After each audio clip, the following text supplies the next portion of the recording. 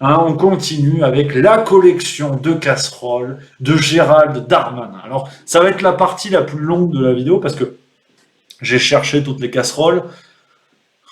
J'ai mis 3 semaines, j'en pouvais plus. Je veux dire, le mec, Paul Bocuse a appelé, a dit Gros, au bout d'un moment, t'es sympa, mais avec des casseroles comme ça, faut ouvrir un palace. Parce que là, au bout d'un moment, là, faut envoyer de la cuisine, faut envoyer du homard à l'américaine. Ce bon vieux Gérald Darmanin. Ah, oh là là là là là.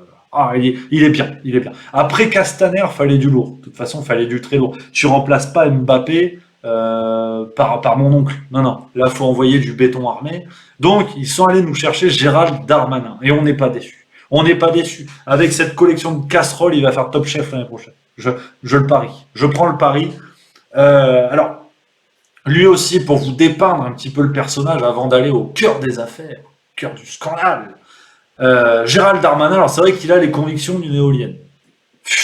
Ah bah ça va dans l'autre sens. Ah bah j'y vais. Ça dépend le vent. Ça dépend le vent, mais c'est comme c'est des choses qui arrivent. C'est des choses qui arrivent. Il a notamment commencé donc sa carrière à droite, à l'UMP à l'époque, sous l'égide de Christian Van Est, hein, que vous connaissez peut-être, hein, qui considère que l'homosexualité est une maladie. Enfin, voilà, bien UMP comme il faut, tout ce qu'on aime, tout ce qu'on adore. Ce bon vieux Gérald nous a fait des papiers dans un magazine royaliste. Ouais, parce qu'à l'époque, peut-être, je sais pas, un manque de galettes des rois, on ne sait pas. Il a fait ça. Il a fait ça, même dans ses décisions politiques. Tu sens que le mec, il a les convictions d'un roseau diabétique. C'est-à-dire que ça souffle un peu, clac, ça pète. Ça pète. Le 2 juin 2013, par exemple, il disait que, je cite, si je suis maire de Tourcoing, je ne célébrerai pas personnellement de mariage entre 2 hommes et 2 femmes. Il l'a dit. Le 2 juin 2013, il était sûr de lui. Et puis le 17 mai 2017, sur Twitter, je cite, il a dit le mariage pour tous est la loi de la République pour tous. Je l'ai déjà dit, il n'est pas question de le remettre en cause. Voilà. Bon, c'est comme ça. Voilà, il s'est trompé au début, faute de frappe. Donc c'est comme ça. C'est Gérald. Bon, on peut pas lui en vouloir. Qu'est-ce que tu veux que je te dise? Ça arrive à tout le monde, quoi. Je veux dire, on a les convictions qu'on peut. Faut pas se bagarrer comme ça. Donc voilà à peu près ce qu'on peut dire pour dépeindre un personnage. On a aussi des phrases. Ah, il a le sens de la formule. Ouais, là, André Malraux, tu peux aller coucher chez ta grand-mère parce que il a dit, par exemple, Gérald Darmanin, au Monde, en septembre 2016, je cite, et là, tout le monde, vous mettez les mains sur la table, concentrez. J'aime bien la voiture, car c'est la liberté. Ça permet aux familles nombreuses de faire leurs courses, aux gens de transporter des choses. Point. Fermez les guillemets. Voilà. Vous écrivez ça 100 fois. Vous allez voir Victor Hugo, c'est une pompe à vélo à côté. Donc voilà, donc on est sur un tribun de très haut niveau, mais bon, ça à la limite, si avec ça, allez, circulez. Non, non, là on va passer aux affaires, aux vraies affaires. Là, attention, là on rigole plus. Notamment, alors cette tribune qui est toujours un petit peu sur les changements de conviction, mais elle est quand même importante. Gérald Darmanin signe une tribune en janvier 2017. Retenez bien la date. Là, attention, hein, la tribune, elle est acide. Hein. Je cite, il parle de populisme light, nouveau, à visage humain, comme aurait dit l'autre, le bobo populisme de M. Macron. Il parle de ce drame de la France, celui de ne pas dire la vérité aux Français, de ne pas faire de réforme, de ne pas préciser ses intentions. Troisième morceau choisi. Loin d'être le remède d'un pays malade, il sera au contraire son poison définitif. Il y a de la violence.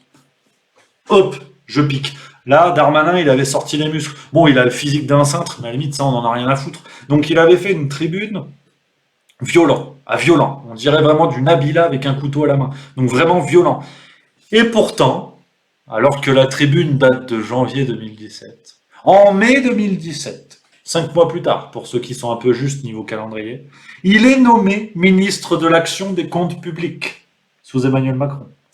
Du coup, ça va mieux. En fait, il s'était dit merde, c'était pas de lui que je voulais parler, c'était de Robert Hue. Donc, on ne sait pas ce qui s'est passé en coulisses, mais voilà, niveau conviction, tu fais une tribune de fous furieux, et derrière, Gérald, ça te dit de compter les pièces pour nous, enfin tout ce qui est budget. Ah oui, oui, ah oui, monsieur Macron, bien sûr. Vous n'êtes pas un poison, vous êtes le remède. Donc voilà, bon, il y a eu sûrement tout ce qui va bien. Donc voilà en termes de conviction, et tout ça pour adhérer à En Marche en novembre 2017, le grand chelem, ramener la coupe à la maison.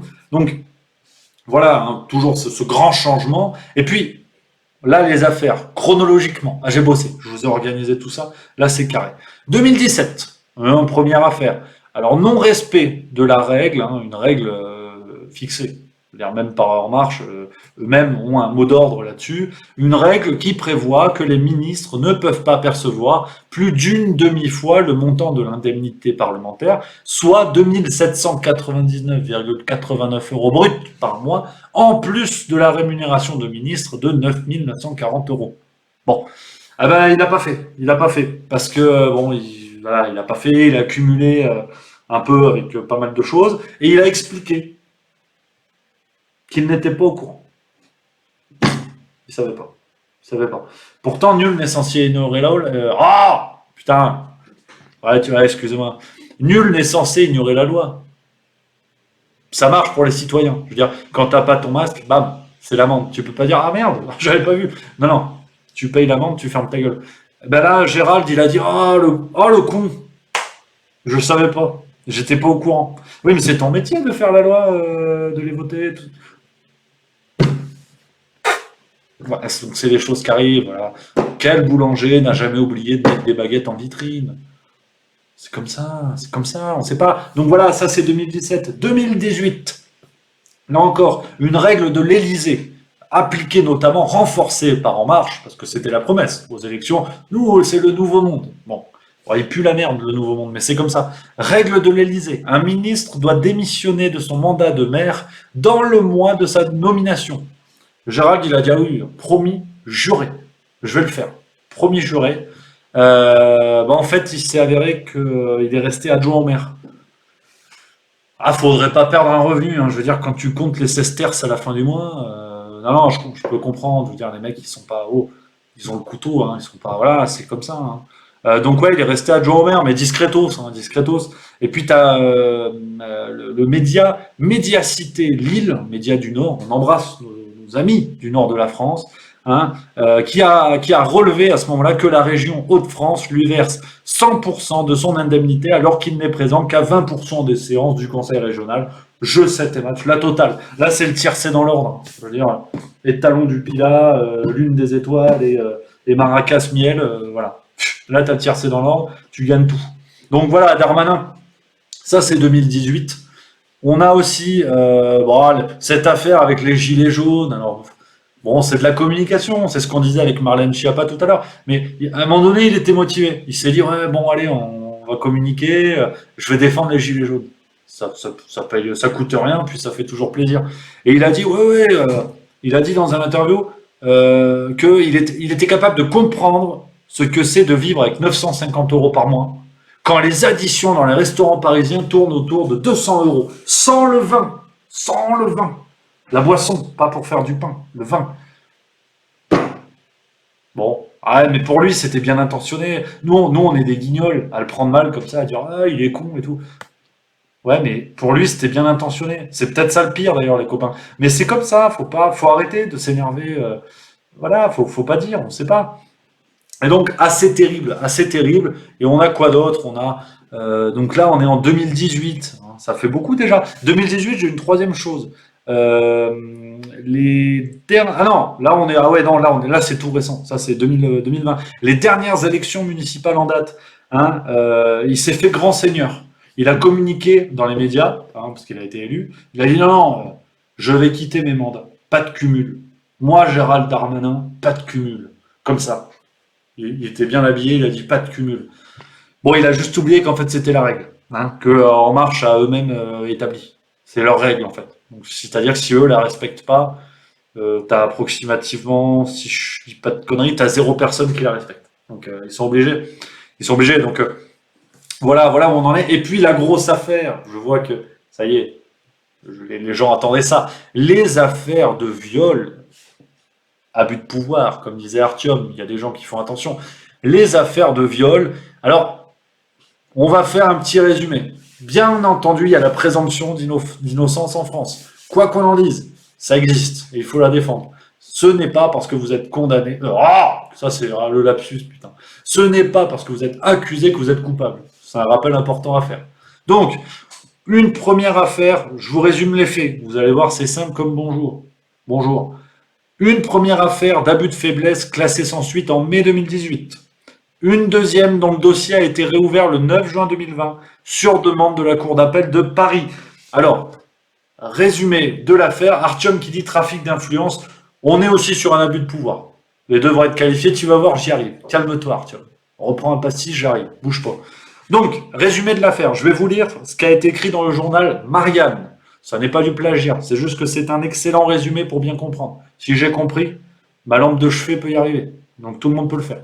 Donc, je vous lis tout ça, vous allez voir, c'est clair comme de l'eau de roche.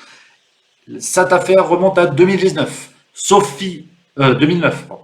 Ça commence bien. Si je ne sais pas lire, ça va être chiant. Cette affaire remonte à 2009. Sophie Spatz, une ex-call girl, avait pris contact avec Gérald Darmanin, alors chargé de mission au service des affaires juridiques de l'UMP, dans l'espoir de faire réviser une vieille condamnation en justice. L'élu, alors âgé de 26 ans, aurait promis d'appuyer sa demande auprès de la ministre de la Justice, non sans adresser lui aussi une requête à la dame. Il va falloir m'aider vous aussi. Fin de citation. Aurait-il annoncé selon la plaignante. Se serait ensuivi une soirée à Paris, un détour par un club libertin, qui n'a pas fait ça, ça c'est moi qui le rajoute, puis une nuit dans un hôtel où a eu lieu ce rapport sexuel qui n'est pas contesté par les conseils du ministre. Plus tard, celui-ci a envoyé une lettre d'intervention à la garde des Sceaux, ce qu'il ne nie pas non plus. Deuxième partie. Selon les SMS qu'elle a envoyés à Gérald Darmanin entre 2009 et 2012, Sophie Spatz ne garde pas un très bon souvenir de cette soirée et c'est un euphémisme. Dans son esprit, le rapport sexuel est manifestement lié à la promesse de voir son dossier défendu auprès de la ministre. Je cite les SMS qui ont été relevés. Abuser de sa position. Pour ma part, c'est être un sale con, surtout quand on est dans la peine. La politique te correspond bien. Quand on sait l'effort qu'il m'a fallu pour baiser avec toi, pour t'occuper de mon dossier, écrit-elle notamment. L'élu de Tourcoing répond « Tu as raison, je suis sans doute un sale con. Comment me faire pardonner? Merci de me redonner une chance. Es-tu dispo dès ce soir ?» Ah, il retombe toujours sur sa queue, comme on dit.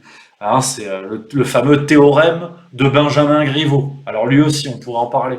On parlera peut-être à la fin de la vidéo. Donc, voilà ce que dit Marianne, voilà ce qu'a relevé Marianne sur cette affaire. Et le début des problèmes, troisième partie de l'article. Un juge d'instruction avait refusé le 16 août 2018 de relancer les investigations après un classement sans suite par le parquet de Paris de la plainte initiale de Sophie Spatz. Cette dernière avait fait appel de cette décision, mais son recours avait été jugé hors délai par la Cour d'appel de Paris. Tu te dis, s'ils ont jugé hors délai, c'est la loi. Les gars de la Cour d'appel de Paris, ils savent de quoi ils parlent. C'est comme un mécano. Quand il dit on refait les plaquettes, tu vas pas discuter, c'est-à-dire les plaquettes. Non, il est mécano. Bon, là, c'est pareil. Et tu vas voir, surprise, bam, roulement de tambour. Jeudi, il y a quelques jours, la plus haute juridiction de l'ordre judiciaire a au contraire estimé que la preuve de la notification de l'ordonnance de non-lieu n'étant pas établie, le délai d'appel n'avait pas commencé à courir, comme prévu au jour de la décision rendue en plein été. Par conséquent, la Cour de cassation ordonne à la Chambre de l'instruction de réexaminer l'appel de Madame Spatz contre ce non-lieu. Putain, le hasard fait bien les choses. Ça fait plaisir. Voilà. Bon, bien entendu, on va couper court à toute folie. Pas de complot. Ça s'est bien réglé en justice et peut-être que si cette dame doit avoir gain de cause, qu'elle l'ait. Mais quand même, cette fermeture du dossier un peu rapide, ça peut questionner. Quand on voit les autres scandales judiciaires en France, on pose la question sur la table. Pas de conclusion, mais la question est posée. Donc, voilà pour le résumé de cette affaire sur ce dossier qui a été rouvert. Officiellement, Gérald Darmanin n'a pas été innocenté, à l'inverse de ce qu'a pu dire Marlène Schiappa. Donc, le dossier est en cours, il faudra suivre ça de près. Je serai là, vous inquiétez pas, on va en reparler. Donc, assez terrible de se dire ça sur cette affaire-là, avec un ministre de l'Intérieur qui, aujourd'hui, n'a pas été innocenté sur une affaire quand même où on parle d'abus de pouvoir, de trafic d'influence. Hein, il ne s'agit pas d'un vol de chewing-gum au tabac presse. Donc, voilà. Et le pire, là-dedans, les avocats, ça date de quelques jours, les avocats de Gérald Darmanin ne nient pas les faits, mais n'y voient pas un viol. Hein. Ils ont dit non, ça va, ok, de toute façon, qu'est-ce que tu vas faire? C'est comme deux mecs qui s'embrouillent dans la rue, ils se regardent front contre front, comme ça. ou Menton, mon compte Menton, si c'est les Bogdanov. Et qu'est-ce que tu vas faire? Et c'est ça, tu vois, ils se regardent comme des coqs. C'est exactement ça. Et autre justification des avocats, je crois de Mathias Chiche-Portiche, j'aime bien son nom, j'aime bien. C'est un des avocats de Darmanin. Il a dit, de toute façon, il n'y a pas d'abus de pouvoir, comme, je cite, il n'était rien à l'époque. Moi, je n'étais rien, et voilà qu'aujourd'hui, je suis du sommeil de celui. Il manque un mot. N'oubliez pas les paroles, Nagui sur France 2, excellente émission. Donc, voilà la justification de l'avocat. Il n'était rien. Complètement aberrant d'entendre ça de la bouche d'un avocat. C'est-à-dire que, par exemple, un boulanger qui violerait sa stagiaire, ouais, mais en lui disant si tu me fais pas ça, je te coupe ton stage. Ouais, mais il n'est rien, il n'y a pas d'abus de pouvoir. Mais bien sûr, monsieur l'avocat. Non, c'est absurde, c'est absurde. Bien sûr qu'il y a un abus de pouvoir, même s'il n'était que simple maire à l'époque. C'est absurde d'entendre ça de la bouche d'un avocat, qui plus est pour une personnalité du gouvernement. Mais voilà pour cette affaire, cette collection de casseroles de Gérald Darmanin. Donc, il y a une vraie question qui se pose, parce que même s'il semble peut-être plus musclé dans ses intentions, il a parlé de stopper l'ensauvagement dans le pays, il a parlé de véritable crise de l'autorité, mais comment voulez-vous rétablir l'autorité quand ceux qui l'incarnent ne sont pas à même d'incarner un exemple digne d'être suivi, quand ceux qui l'incarnent sont eux-mêmes sous le coup de poursuites judiciaires? C'est impossible. Le délégué de la classe, s'il est connu comme celui qui vole les goûters à la récré, tu sens que tu n'auras pas plus de frites à la cantine. Bon, bah c'est exactement la même chose. Je parle pas de frites, je suis pas Sarkozy, mais voilà où on en est. Donc, bien sûr que cette crise de l'autorité n'a pas fini d'être là, dans la mesure où, regardez qui nous avons aujourd'hui au gouvernement. Nous avons Marlène Schiappa qui change de conviction comme de slip. Nous avons Gérald Darmanin qui est sous le coup d'une poursuite. Donc, c'est assez terrible.